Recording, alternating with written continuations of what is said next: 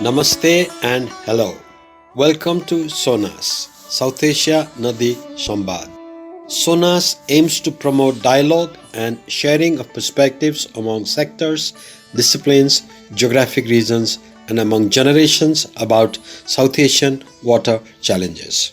We believe in wholeness of the hydrological cycle as a foundation to make rivers clean for people and freshwater biodiversity. Every week, we will present our water champions' written perspective and conversation on ideas towards sustainable water solutions. I am your host Ajay Dikshit. You can find us on Twitter at Nadi Sambad. These episodes will also be available in other podcast platforms. Please enjoy the conversation.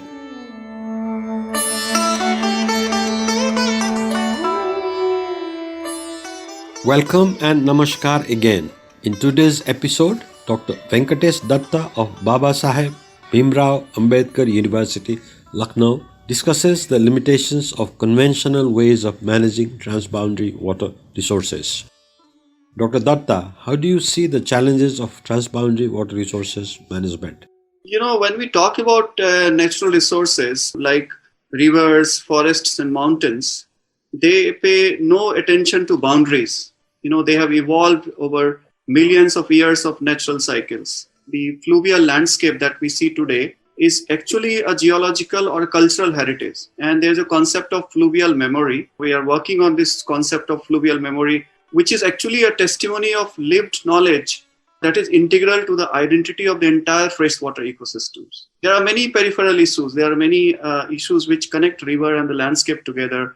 Riparian corridors, terrace ecosystem, the floodplain ecosystem, the connected wetlands and ponds. So river is not just a static water body, but the entire dynamics with the catchment is very important. When you look at some of the narratives, particularly around transboundary water uses, you hear the language of conflict, sort of disputes. The Indian continental plate, it smashed into the Eurasian plate almost like 35 million years back. And that caused this uprising of Himalayas with many fault lines. The kind of thrust folding and compressive force, the Himalayas erupted and still it is in the cycle of becoming. It is the youngest mountains. The Himalayas came into being, and between this peninsular India and the Himalayas, there was this great depression. And this depression was filled by the sediments, the rocks, the pebbles. Who did that? It is the work of the rivers. Tibetan Plateau, which is considered as the world's third pole, is actually the origin point of many rivers. When you see the Indus and Brahmaputra, two of the three largest river systems of South Asia, they originate from the Tibetan Plateau, which is like southwestern part of China. So many of the midstream tributaries of the Ganges, they originate in Tibet. China has, of course, clear advantage in building dams and other infrastructure to reduce or divert water flows. The entire area comes under high to extremely high water stressed areas. There are some 25 major rivers in this region which are very, very important. And there are, internationally important 30 major river basins which are identified as global level priorities for the protection of biodiversity. 9 of them are in India. So these rivers have been flowing for several thousands of years. They have supported civilization and culture. Many regions in South Asia, they do not have rivers originating from their own territory, right? That's right, yeah. But they depend upon the regions outside their borders. Therefore, there is a general feeling that outsiders control their headwaters. So we have several transboundary rivers. Rivers like Ghagra, Kosi, Sharda, Gandak, they come from Nepal and meet the Ganges in India. How do you rate our approach to transboundary water use from the perspective of some of the larger values that you talked about? Have we kind of forgotten, in our knowledge system and use, just focused on the more utilitarian aspects of water, and then that's the reason why or how the transboundary water governance or management has moved forward? Yeah, actually, you are very right. The present day South Asia is witnessing the deepest political divisions, strongest absorption of regional power. Border disputes and the military conflicts, they continue to overshadow our bilateral cooperation and even the joint collaborations. Some experts even go on saying that the countries across the border, they employ water as a weapon in times of conflicts. So clashes between, ill-defined water sharing mechanisms and water rights, they kind of pave way to both abuse and conflicts.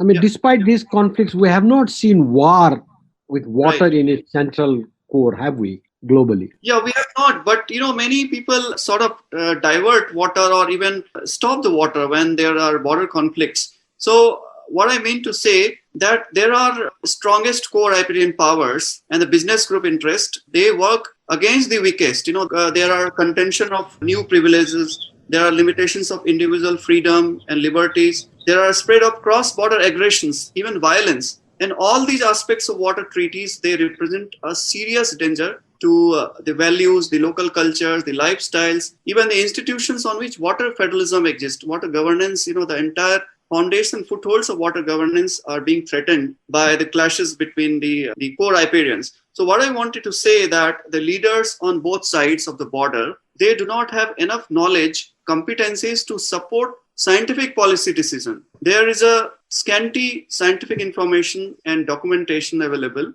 on which wholesome deliberation can be held. There are few bilateral agreements and cooperations which do not go beyond, just signing MOUs for the exchange of scanty hydrological and flood information. So there is a common trend for riparian states to adopt bilateral agreements, even in a multilateral river basin context. It is always easy to make bilateral agreements. A joint working group could be better for progressive cooperation. Thinking broadly, how would you rate some of the bilateral agreements? You did talk about, inadequacy.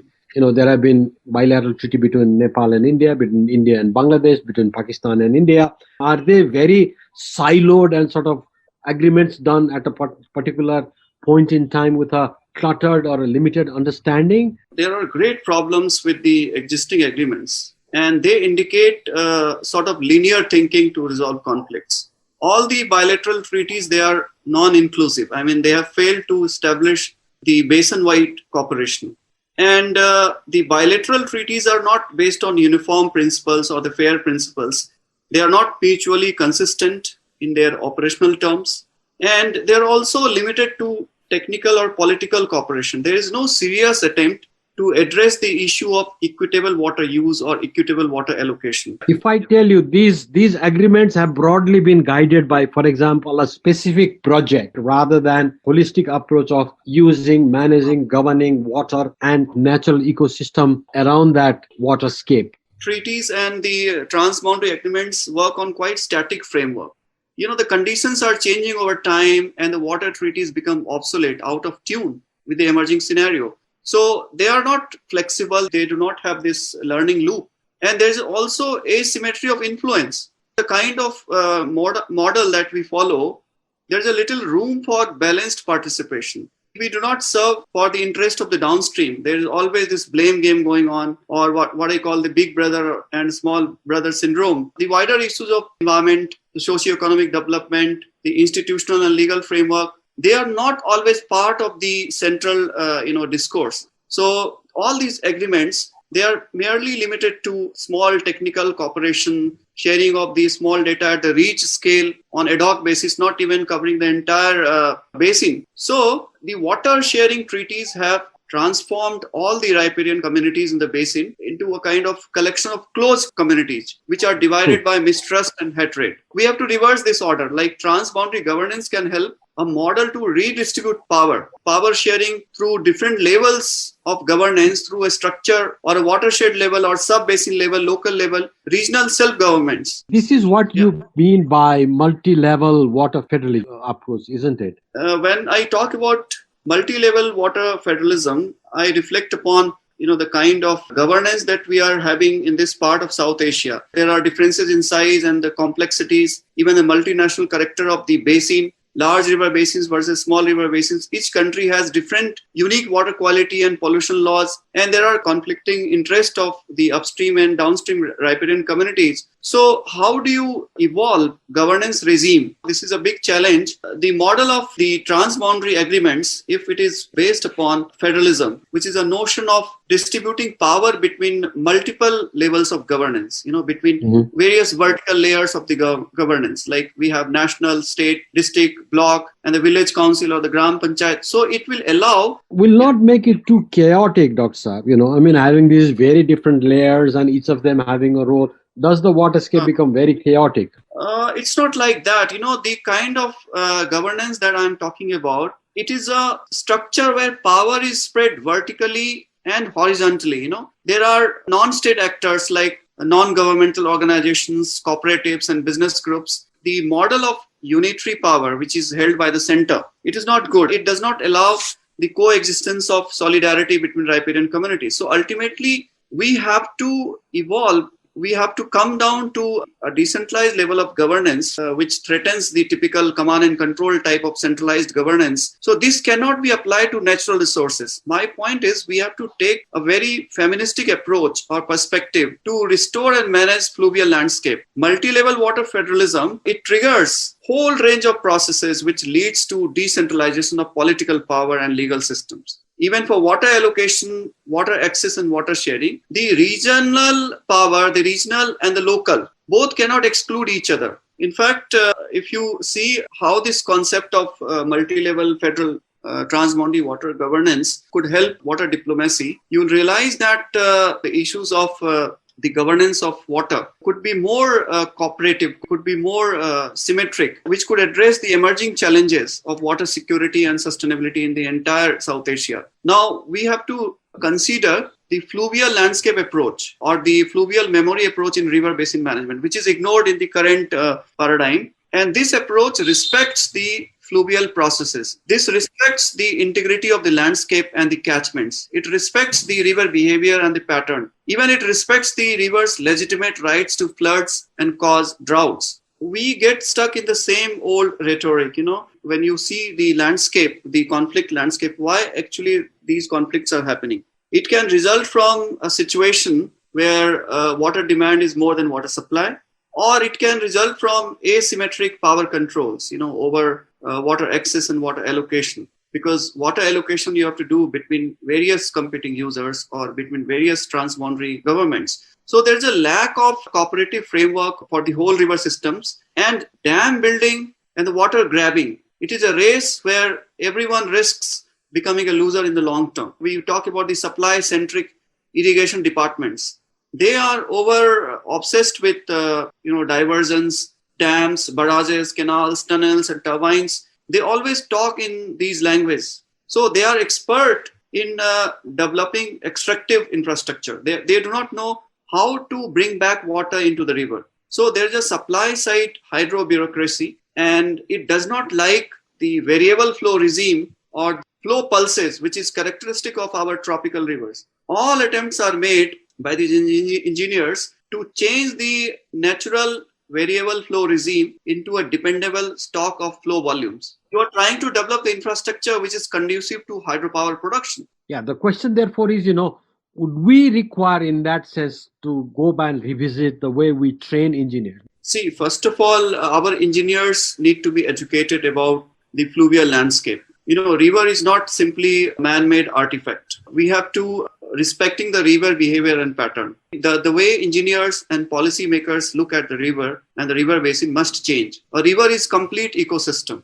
not merely an artificial canal with impounded reservoirs on both sides. And most importantly, the river must be seen in a flow habitat continuum. It's missing in our engineering architecture, in our teaching. There are a mosaic of flow regimes, just not the stock of flow volumes between series of dams. So our engineers need to understand this language of river, the flow habitat continuum, how flow is determining the different sorts of habitat. I always call flow as master variable. Flow is the most important attribute. Flow is the master variable because flow would decide the habitat, the sediment, the energy, and even the biodiversity. So how do we make that shift? Where do you begin? Because you have almost 200, 250 years of, particular way of looking at rivers and water. and it's very entrenched, where do you begin to make that difference? Where do you start to make a change? It's very, difficult question actually. I've been working on the model of multi-level water federalism, and we have been experimenting with our own water systems with the irrigation department. We had this groundwater act where we made village council and block level water committee. The problems are so complex that there are no easy solutions. But we have to start from the model of cooperation, not on model of conflict. The dialogue must be backed by well-defined institutions. And the institutions must be backed by binding agreements. Right now, there is an absolute absence of universally acceptable, kind of framework. There are some, conventions, like there's a UN Convention on Watercourse, but we have not ratified it. China has outrightly rejected it. India and Pakistan has abstained from, attending the meetings, and Bhutan also absented himself. So only Bangladesh and Nepal has voted in favor of this UN Watercourse Convention. So I think for any transboundary agreement to work, first of all, it must involve the local people who are dependent on that particular water ecosystem. Do you see hope in translating some of these concepts into kind of working modalities and procedures? I'm quite optimistic, but with the current impasse, even a dialogue to ease out tension seems difficult. The kind of the bilateral framework, it hardly looks optimistic. Many countries are trying to develop hydropower. There's this mega dam syndrome. We have to learn from our mistakes. This conversation and dialogue among various stakeholders between disciplines, between different sectors, I think would be the starting point to kind of thrash out, discuss, test assumption of a lot of these ideas. Exactly. Yeah. Would you argue, or would you agree that this, the foundation of the knowledge system itself now needs revisiting? Think about water in a very different way. Exactly. I mean, we are going through very difficult times. In fact, my friend calls it epistemological exhaustion. All the models have failed. And we need a complete paradigm shift, in the way we consider water and the water courses. All the models of water management, they are quite extractive. We still say that we want to tame rivers, we want to develop hydropower, but the solar power is coming in a very big way. We have achieved the power parity. Even the cost of power per unit kilowatt, cost of power is coming down. So hydropower is becoming very costly. We still face the momentum of the paradigm, Dr. Datta. Renewables have a sort of technological innovations have made this possible, but we still think, no, this is the path that we have pursued. This is the path we will follow. Then we will see whatever happens. Meet the immediate needs and our interest. That's true. I call it short-termism, Yeah. There is no long-term vision. We hardly go beyond this 5-year plan. There is no vision document. There is no river basin organization, in principle or in practice. We are just working on reach scale, we take the small fragment of a river and then we just work on through joint collaboration or cooperation. Nobody is talking about the basin-wide cooperation model, or I call it symmetric water federalism, where the entire river basin is considered, the power disparity is considered, the requirements of the downstream communities, the ultimate, like Bangladesh comes, like India is in between and China is upstream. So you have to consider the rights of the riparian communities in Bangladesh if you have to at all develop any sort of intervention. You've been also teaching, in the university. And of course, when you talk about these different concepts, how do the students respond? How do they react? I work with mostly research students, and we have been working on action-oriented research, which would also influence the policymakers. And much of our work also involves the irrigation department, the water resource ministry. There is a little bit of change of mindset. There is some respect to this, concept of fluvial integrity and fluvial dynamics and fluvial memory. The Namami Gange project, they also recognize that if you want to clean the Ganges, you have to work on the smaller tributaries, the first order of streams. You have to consider the riparian corridors. You have to consider the entire connected landscape. I mean, over past 5-6 years, this knowledge has gone down into the system. But still, I see a lot of resistance and reluctance, and there is a unwillingness to take risks and assimilate these new challenges, right? Right. Yeah. Thank you, Dr. Dutta, for explaining the ideas of fluvial memory and multi-level water federalism. Most water treaties in South Asia concluded in an era of stationary climate need to be re-examined to suit emerging uncertain times. We need new conceptual and operational tools for sustainable water solutions.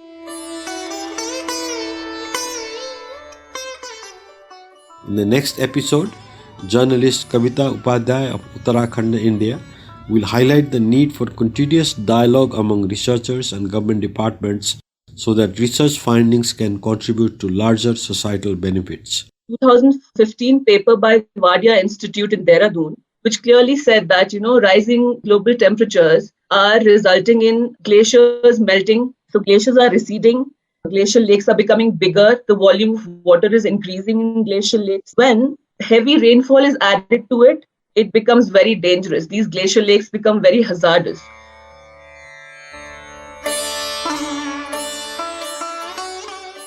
I hope you have enjoyed the podcast. We warmly welcome your suggestions for improving SONAS and our conversation. Please subscribe to our YouTube. Till then, have a happy week and Jai Hos.